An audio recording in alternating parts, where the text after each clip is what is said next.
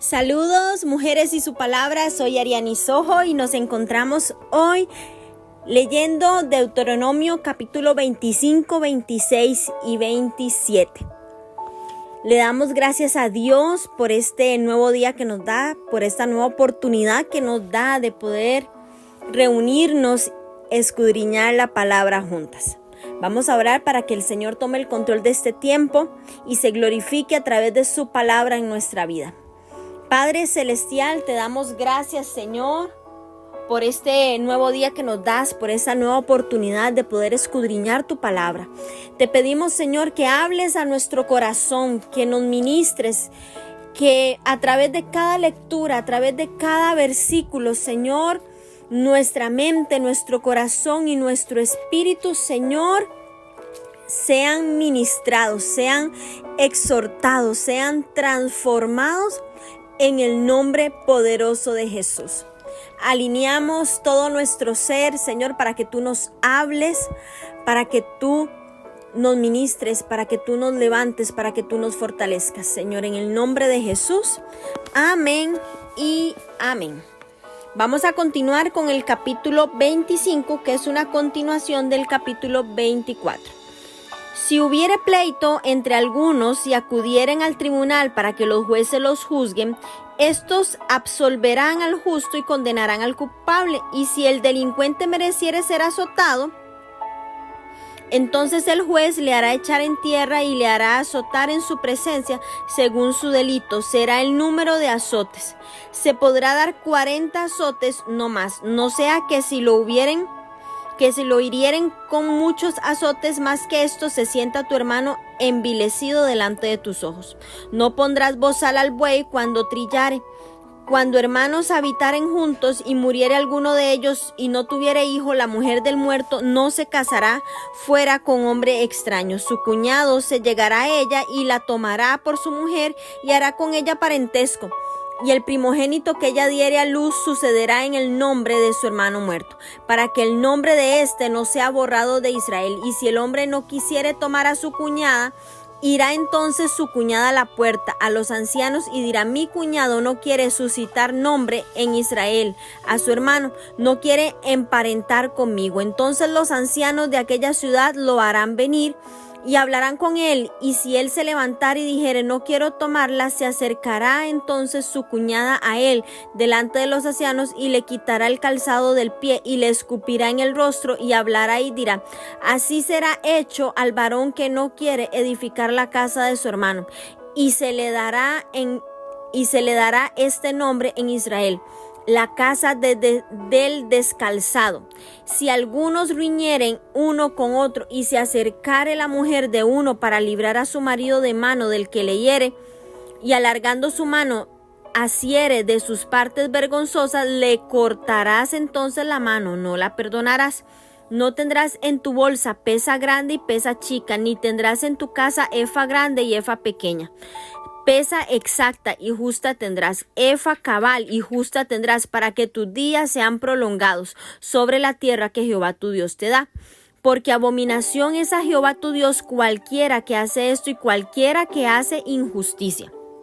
Versículo 17. Orden de exterminar a Amalek. Acuérdate de lo que hizo Amalek contigo en el camino cuando salías de Egipto, de cómo te salió al encuentro en el camino y te desbarató la retaguardia de todos los débiles que iban detrás de ti, cuando tú estabas cansado y trabajado, y no tuvo ningún temor de Dios. Por tanto, cuando Jehová tu Dios te dé descanso de todos tus enemigos alrededor en la tierra que Jehová tu Dios te da por heredad para que la poseas, borrarás la memoria de Amalek de debajo del cielo. No lo olvides. Amén. Bueno, Moisés le dijo a los israelitas que toda persona merecía un trato justo. Si surgía algún desacuerdo, debía resolverse según la ley. En caso de que se necesitara un castigo, se aplicaría fielmente. El delincuente podía ser azotado, pero el número de máximo de azotes se establecía en 40.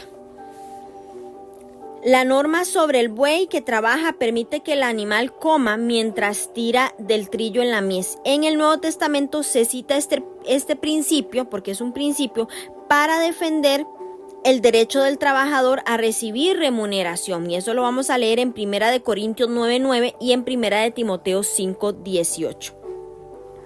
Vemos aquí un aspecto muy importante que es la ley del leribato, que ejerce una influencia importante en el libro de Ruth.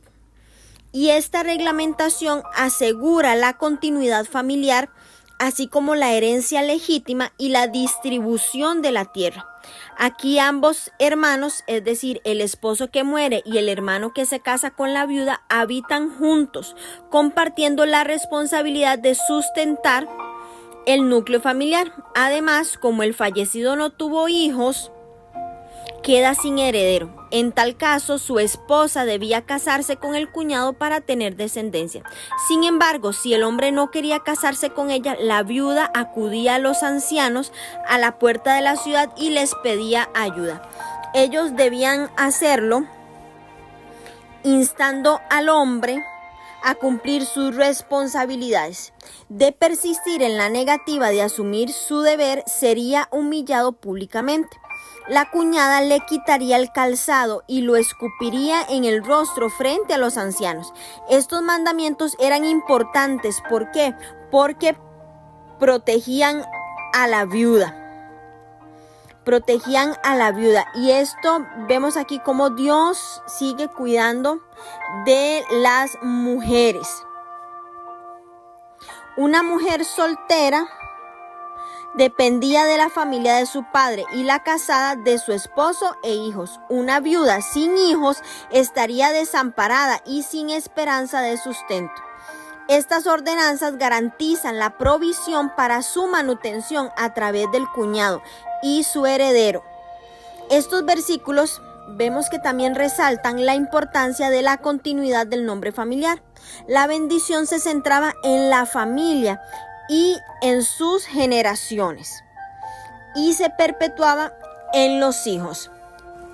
Es que esta ley describe un matrimonio por libarato, el casamiento de una viuda con el hermano de su finado esposo, y el propósito, como les dije, es perpetuar el nombre del hombre muerto y su herencia. Los lazos familiares eran un aspecto importante de la cultura israelita. Vemos una vez más la importancia que Dios le da a la familia, y la mejor manera de ser recordado era a través de su línea de descendientes.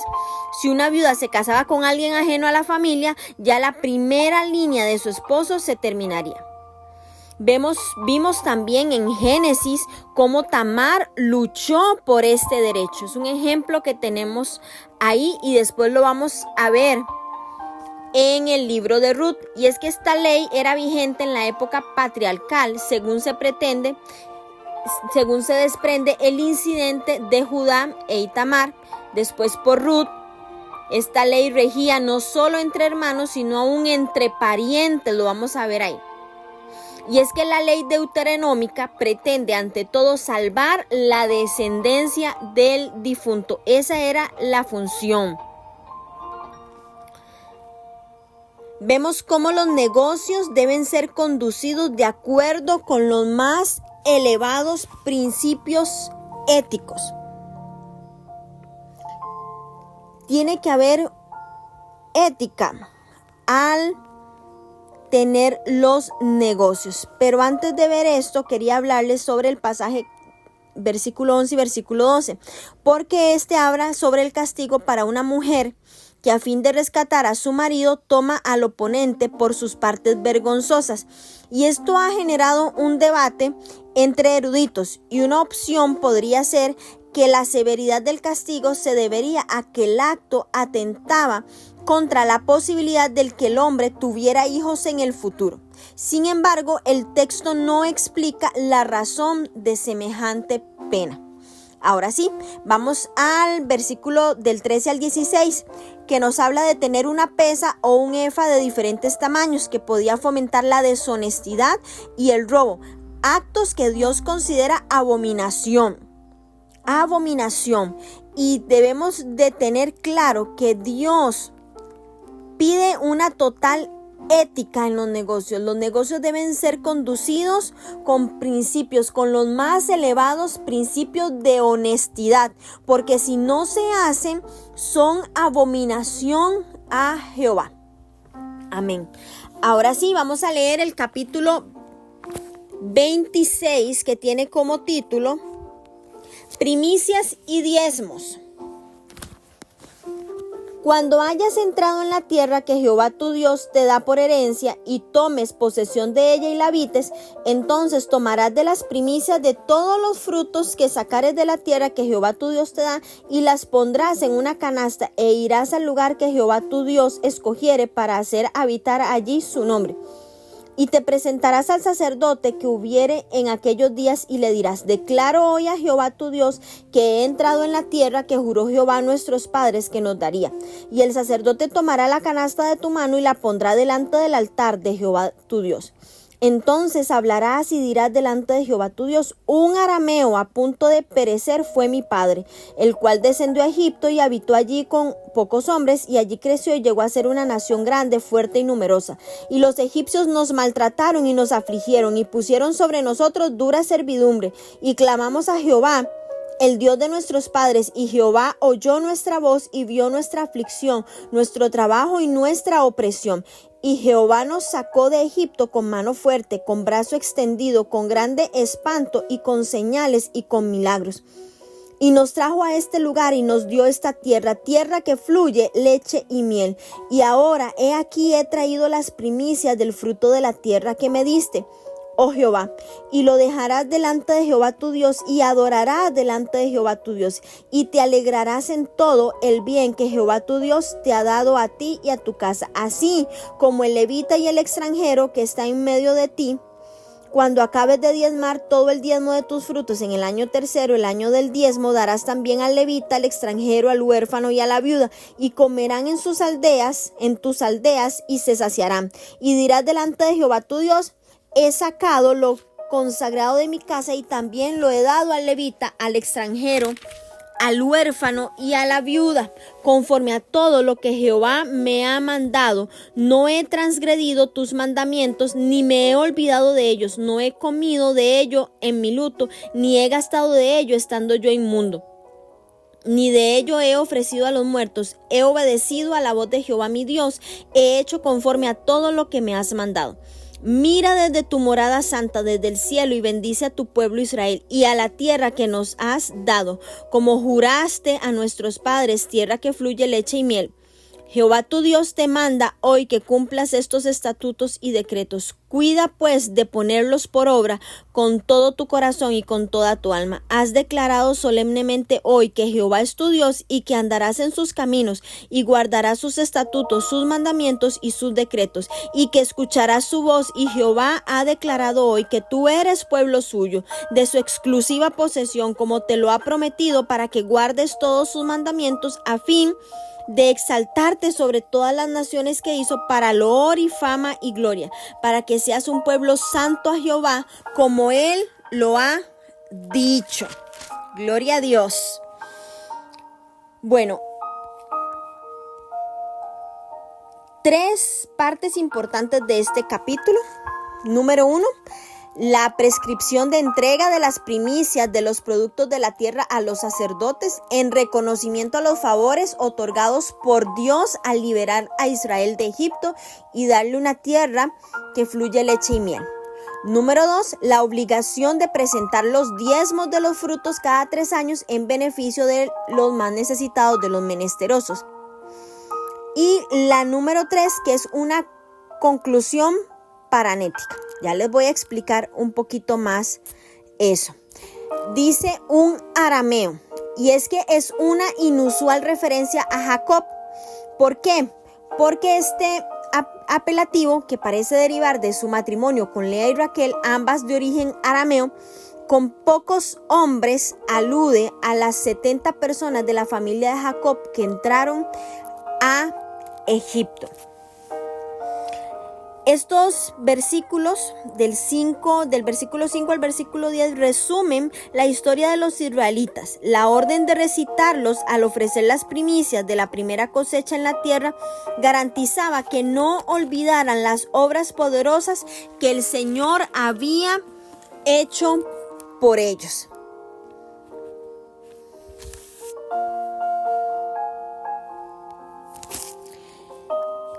Vemos cómo Moisés resumió el contenido del pacto. Le recordó al pueblo que Dios le demandaba una vez más obediencia a su ley y a sus estatutos. Vemos cómo este discurso Moisés repitió varias veces la palabra hoy.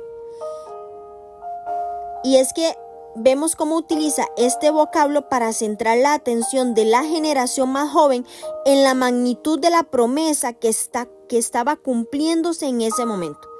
Habían vagado 40 años por el desierto. No era cualquier cosa, eran 40 años por el desierto. Sin embargo, en poco tiempo iban a cruzar el río Jordán. Moisés estaba enfatizando que hoy el Señor les pedía que escucharan y obedecieran sus mandamientos y que hoy les prometía abundantes bendiciones. El tiempo de espera había terminado, había llegado el momento de actuar. Y es que es la conclusión de un largo discurso, y aunque algunos comentaristas prefieren considerar esta parte como una introducción al discurso final, en realidad es un resumen de las obligaciones para con Dios que Israel había elegido obedecer.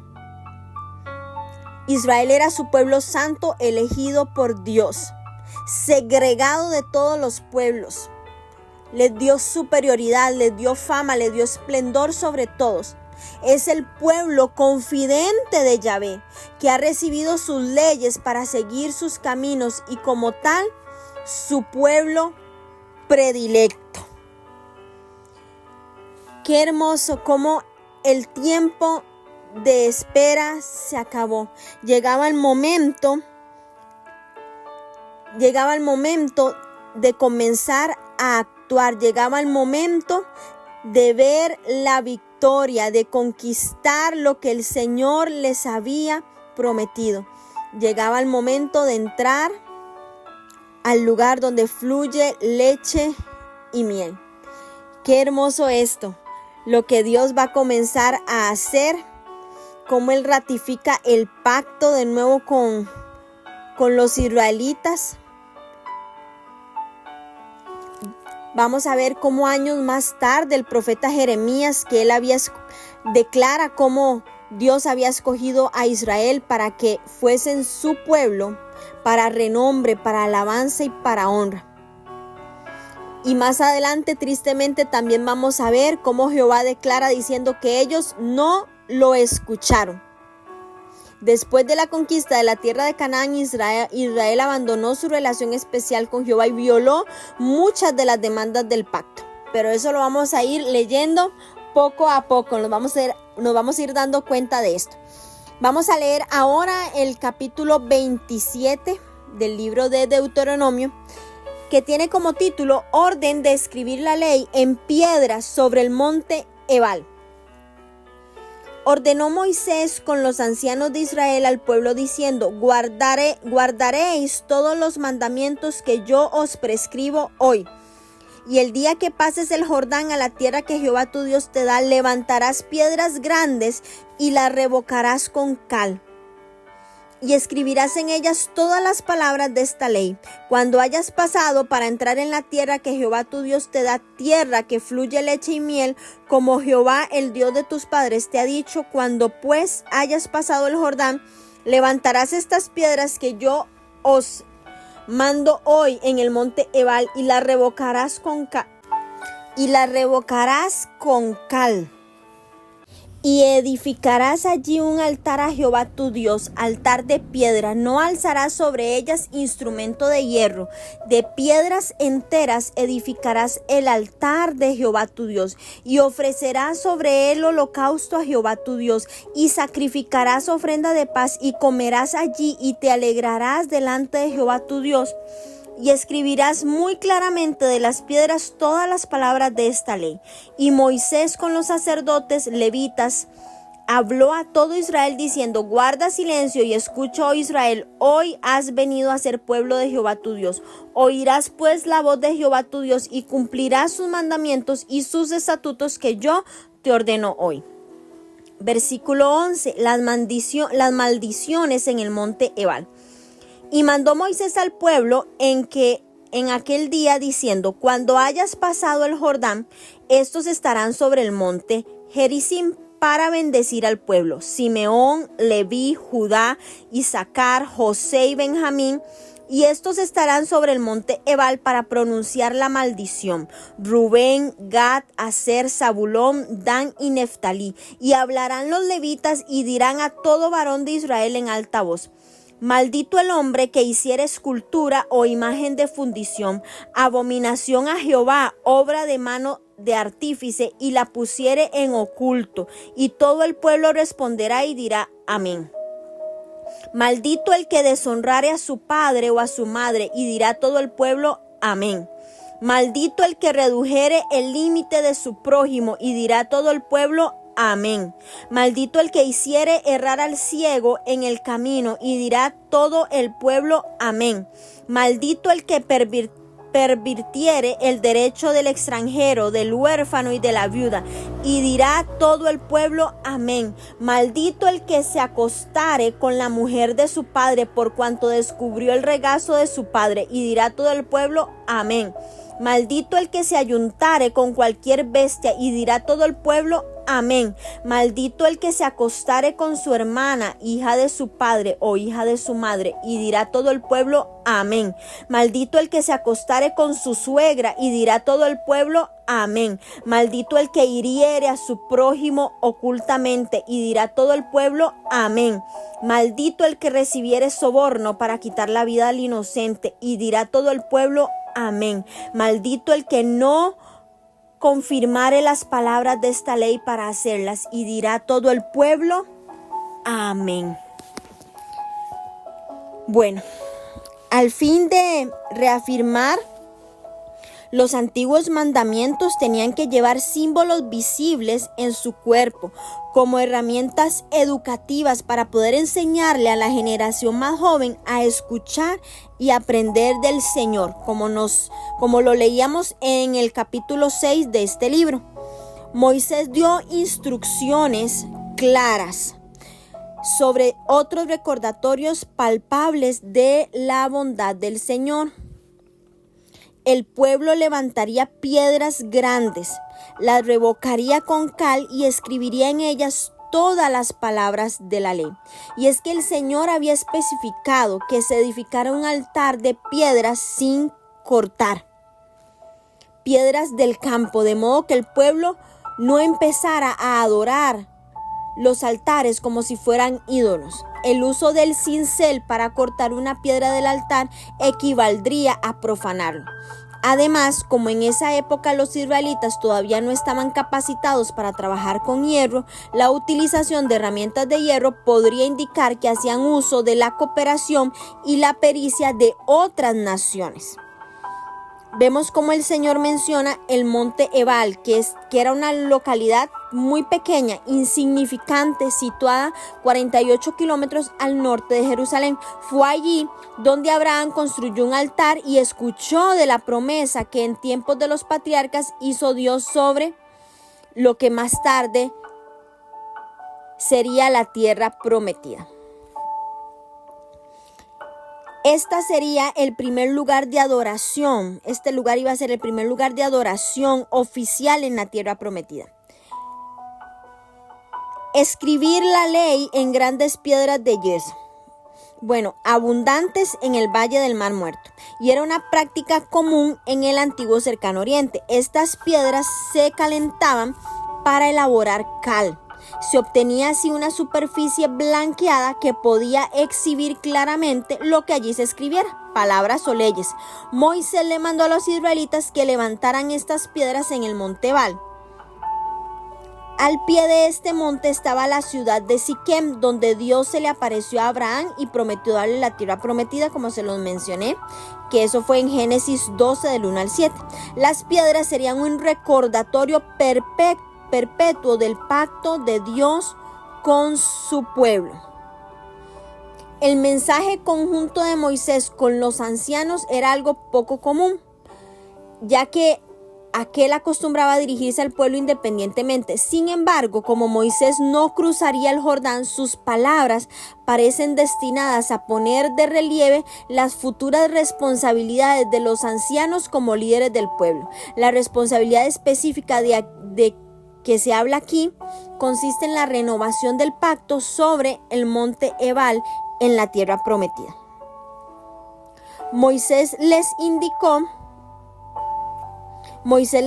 cómo debían celebrar el día que cruzaran el Jordán. Moisés estaba revisando la ley con la nueva generación del pueblo. Y es que cuando decidimos creer en Dios, debemos también decidir seguir sus caminos. Lo que hacemos muestra lo que realmente creemos, mujeres. Examínese cada una a sí misma. Pregúntese si la gente puede discernir que usted es un miembro de la familia de Dios, que usted es una hija de Dios.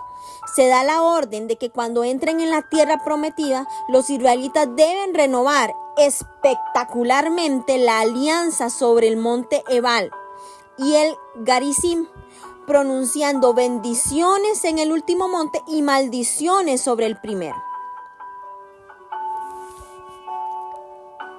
Y es que Moisés les indica cómo debían celebrarlo y cómo iban a bendecir al pueblo, y otros se ubicarían en el otro monte y les recordarían el horrible destino que les esperaba si no escuchaban al Señor. Al final de cada proclama de los levitas, los israelitas tenían que responder amén, que en hebreo significa que así sea, en el sentido de que algo es cierto o es válido. Y esta palabra hebrea implica la aceptación de cada punto. Los cristianos, los hijos de Dios, solemos terminar las oraciones diciendo amén, que en la actualidad ha llegado a significar poco más que cambio y fuera. Cambio y fuera. Nos fuimos. Sin embargo, esta expresión debería usarse para afirmar la verdad de una declaración, de una oración, y para aceptar una palabra válida. A Jesús se lo llama el amén en Apocalipsis 3:14, lo que denota que es un testigo verdadero de Dios. Vean qué cuidadosos debemos ser con estas cosas. Los levitas vimos que ellos tienen la obligación específica de atender el arca. No es toda la tribu de Leví, sino que aquellos que en el monte Gerizim ocuparon su lugar para recibir la bendición. Vemos cómo se citan y ellos deben ir terminando con el amén. Fue la primera parte. La segunda parte van a ser las bendiciones de la obediencia, que eso lo vamos a leer en el capítulo 28. Será en nuestras próximas lecturas. Vemos cómo las maldiciones eran una serie de juramentos dichos por los sacerdotes y afirmados por el pueblo, por lo que éste prometía mantenerse alejado de las malas acciones. Y lo confirmaban al decir amén, que así sea. 3